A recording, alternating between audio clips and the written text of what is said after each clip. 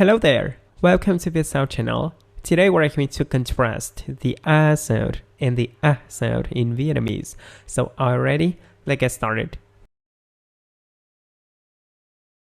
To pronounce the A sound and the A sound, tip of your tongue is placed behind the bottom front teeth.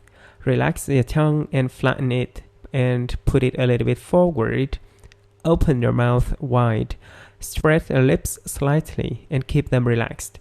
The only difference between the A sound and the A sound is the A sound is a long sound and the A sound is a short sound. Let me give you an example here. I have two words. The first word is an and the second one is an. You can see that in the first word, an, the A sound is very long and the N sound is very short. And on the second word, an, the A sound is very short and the N sound is very long. That's the difference between the A sound and the A sound. Now let's try to say some words with the long A sound and the short A sound. Can, căn, bán, bắn,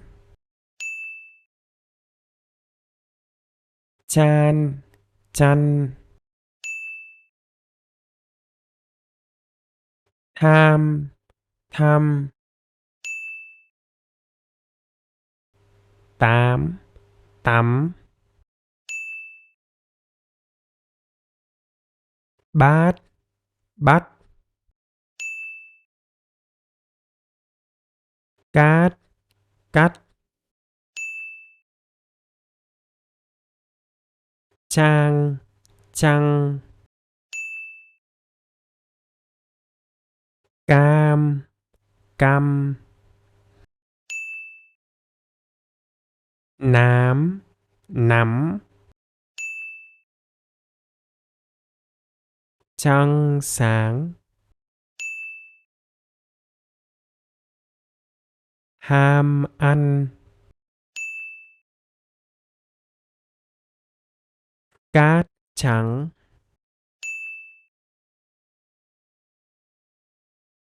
dám nắng,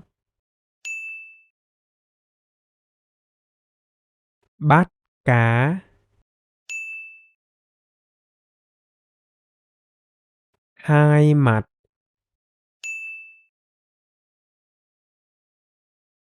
cắt chanh,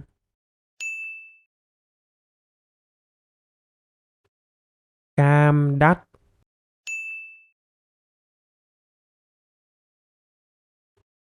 Now let's try to say some sentences with many of the long A and the short A sound. We're going to do it in 3 steps. On the first step, I'm going to say the sentence very, very slowly.